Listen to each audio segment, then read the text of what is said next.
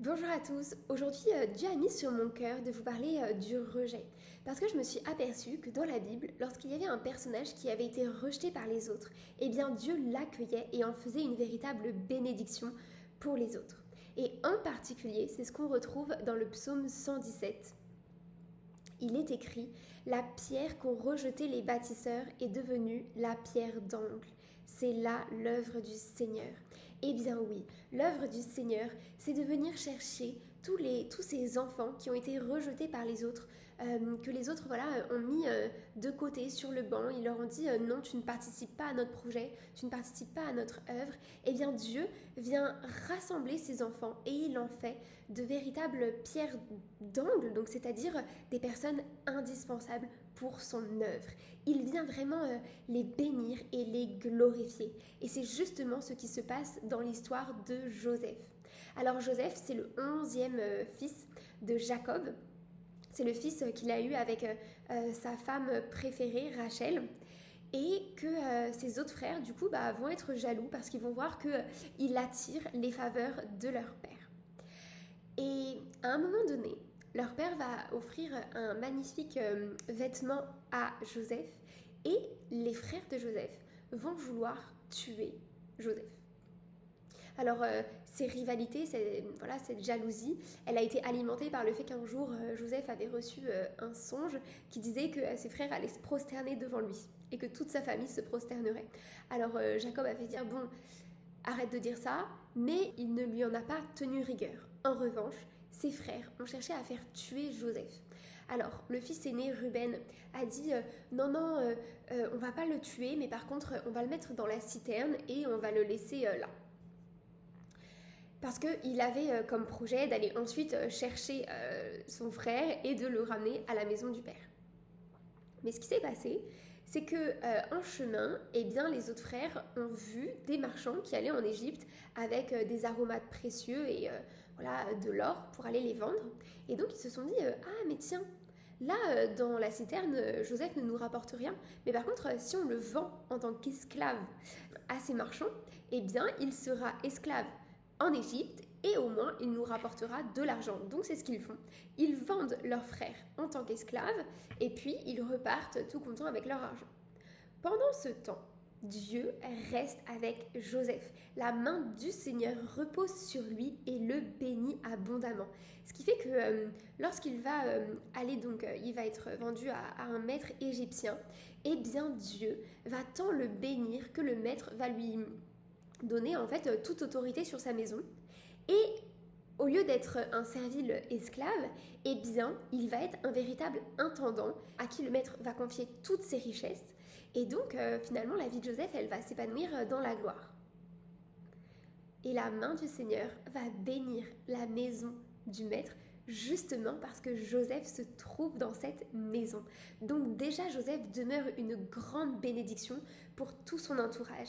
Et si les frères de Joseph, eh bien, n'ont pas voulu s'entourer d'une telle bénédiction qu'était leur frère, eh bien, c'est de leur faute. Mais Dieu vient augmenter la bénédiction qui repose sur la vie de cet individu qui avait été rejeté. Et ce n'est pas tout. Alors Joseph, il va avoir quelques péripéties parce que la femme de ce maître trouve Joseph tellement charmant.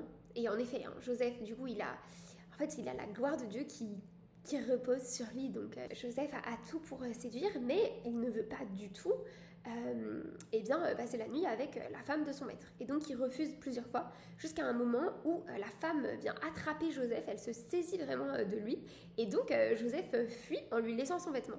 Quand la femme réalise que Joseph lui a laissé son vêtement, eh bien, elle va dire à son mari que Joseph a cherché à le violer. Donc, Joseph est envoyé en prison, mais même en prison, la main de Dieu demeure avec lui.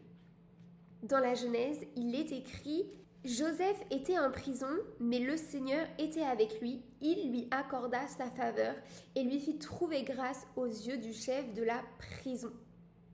Aussi bien Joseph avait été donc nommé intendant de toute la maison de son maître et il s'occupait de tout, tant la sagesse de Dieu reposait en lui, et bien de même en prison. Le maître de la prison va tout déléguer à Joseph. Et il est écrit au verset 22, le chef de la prison remit Entre les mains de Joseph, tous les prisonniers, tout ce qui se faisait, c'est Joseph qui le faisait faire.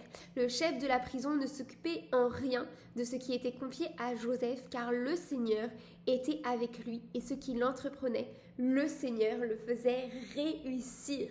Donc c'est incroyable que même dans les plus grandes difficultés, être mis en prison de manière totalement injuste, c'est quand même une grande difficulté. Et même ici, la faveur de Dieu demeure sur Joseph. Elle ne le quitte. Et ici, Dieu va se servir du passage en prison de Joseph pour se glorifier par sa vie et transformer, faire concourir toute chose au bien de Joseph. Parce qu'en prison, Joseph va rencontrer des anciens serviteurs de Pharaon. Ces serviteurs vont avoir des songes 3 jours avant que Pharaon refasse appel à eux. Et Joseph va interpréter ces songes à la perfection. Quelque part, il prophétise ce qui va leur arriver 3 jours avant que cela leur arrive. Donc, lorsqu'ils sont auprès de Pharaon, eh bien, ils oublient Joseph. Mais lorsque Pharaon va avoir des songes, eh bien, ils vont se souvenir qu'en prison, Joseph sait interpréter les songes. Donc, à ce moment-là, Pharaon va faire appel à Joseph et il va le sortir de prison. Joseph va réussir à interpréter les rêves de Pharaon et il va sauver le pays d'Égypte de la famine, mais également sa famille et plus généralement la tribu d'Israël. En effet, le songe de Pharaon nous disait qu'il y aura 7 années de grande abondance en Égypte, puis ensuite 7 années de famine. Et donc Joseph dit à Pharaon, eh bien, faisons des réserves durant les 7 années d'abondance, comme ça, durant la famine, eh bien, nous ne manquerons pas de blé. Pharaon est très content de l'interprétation de Joseph et ensuite il l'établit sur tout le pays d'Égypte. Et voilà ce qu'on peut lire au chapitre 41. Cette proposition plut à Pharaon et à tous ses serviteurs. Pharaon leur dit, « Trouverons-nous un homme comme celui-ci, qui a l'esprit de Dieu en lui ?» Alors Pharaon dit à Joseph, « Dès lors que Dieu t'a fait connaître tout cela, personne ne peut être aussi intelligent et aussi sage que toi. C'est toi qui auras autorité sur ma maison. Tout mon peuple se soumettra à tes ordres. Par le trône seulement, je serai plus grand que toi. » Donc Pharaon lui dit que il lui promet d'être le personnage le plus puissant de l'Égypte. Il sera simplement supérieur en rang que lui. Donc en fait, Joseph, en rang, il est le deuxième homme d'Égypte. Et Pharaon poursuit en disant à Joseph, « Vois, je t'établis sur tout le pays d'Égypte. » Il ôta l'anneau de son doigt et le passa au doigt de Joseph. Il le revêtit d'habits de lin fin et lui mit autour du cou le collier d'or. Il le fit monter sur son deuxième char et on criait devant lui à genoux. Donc tous les hommes se mettent à genoux lorsqu'il passe. Tout le monde se prosterne devant lui. Et ainsi, il l'établit sur tout le pays d'Égypte. Pharaon dit encore à Joseph, « Je suis Pharaon, mais sans ta permission, personne ne lèvera le petit doigt dans tout le pays d'Égypte. » Donc, grâce à ce passage par la prison, Joseph est repéré par Pharaon de manière indirecte et il devient le premier ministre de Pharaon, en fait le deuxième homme le plus puissant d'Égypte, celui qui détient les pouvoirs.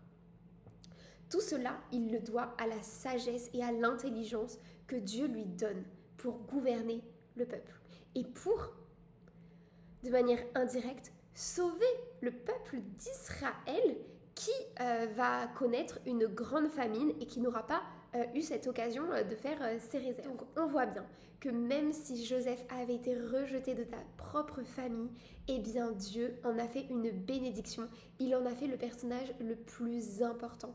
Et tous ses frères vont venir chercher du blé auprès de son frère, de Joseph. Donc ils vont faire toute la traversée du désert d'Israël jusqu'en Égypte pour aller se prosterner aux pieds de Joseph. On ne peut pas reconnaître Joseph tant il est glorieux, tant il est vraiment dans une posture de roi, pleinement établi. Et il n'est pas seulement établi par Pharaon, en vérité, il est établi par le Seigneur, qui a choisi de faire de cet homme qui avait été rejeté de sa famille la pierre d'angle. Alors aujourd'hui, je t'invite à vraiment rentrer rentrer dans le plan que Dieu a pour toi. Parce que si tu as déjà été rejeté, si tu souffres de cette blessure du rejet, eh bien je demande à Dieu pour ta vie qu'il vienne véritablement consoler cette blessure et qu'il vienne te montrer son plan d'amour pour toi, qui est un plan par lequel il fera de toi une personne indispensable pour toutes les personnes qui t'avaient rejeté. Parmi les songes que Joseph avait eus lorsqu'il était enfant, c'était justement le fait qu'il voyait ses frères se prosterner devant lui. Et c'est justement ce qui va se passer quand les frères de Joseph viennent à lui pour avoir du blé. Eh bien, la Bible nous dit, au chapitre 42, verset 8, « En arrivant, les frères de Joseph se prosternèrent devant lui face contre terre. » Et puis ensuite, durant tout ce chapitre et même ceux d'après, avant que Joseph leur dise qu'il est leur frère, eh bien, ils se prosternent devant lui à maintes reprises. Ils leur disent « Mon Seigneur, pitié, aie pitié de nous », etc. Ils le supplient à genoux, face contre terre. Donc ça souligne bien que le songe que Dieu lui avait donné s'est réalisé. Et lorsque on regarde un petit peu de plus près ce verset du psaume 117, eh bien on voit qu'il s'est également réalisé pour d'autres personnages bibliques. C'est par exemple le cas de Élie, le prophète Jérémie, le prophète Ézéchiel. Et ce verset biblique dans l'évangile s'accomplit à la perfection avec l'histoire de Jésus-Christ. Parce qu'en effet, Jésus, dont le message a été rejeté par beaucoup de personnes, Jésus il a été accusé, il a été rejeté et il a été crucifié donc pour ce message et ce témoignage qu'il nous donnait. Mais Dieu a choisi premièrement de le ressusciter, de lui redonner la vie, mais en même temps de bâtir son église sur lui. Alors maintenant, je vais prier pour vous. La Père Saint-Esprit, viens répandre ton Esprit Saint en abondance dans chacun des lieux dans lesquels nous nous trouvons. Saint-Esprit de Dieu, viens vraiment intervenir dans la vie de tous mes frères et sœurs. Viens les visiter, viens les toucher. Et viens les toucher en particulier dans la blessure du rejet qui peut être présente chez certains. Voilà, je te demande de venir la guérir et de venir faire de cette blessure une œuvre sublime, une œuvre somptueuse dans laquelle Dieu le Père est pleinement et entièrement glorifié. Que mes frères et sœurs puissent s'exclamer à la suite de Joseph dans le verset de la Genèse. Dieu m'a fait oublier toute ma peine et celle de la maison de mon Père. Alors Saint-Esprit, je te demande de faire une œuvre tellement majestueuse que chaque personne qui a vécu cette blessure du rejet ait pleinement oublié cette peine. Voilà, viens vraiment mettre la gloire du Père dans nos vies et viens faire fructifier tes enfants. Amen. Voilà, soyez tous bénis et à bientôt sur la chaîne Les Semeurs.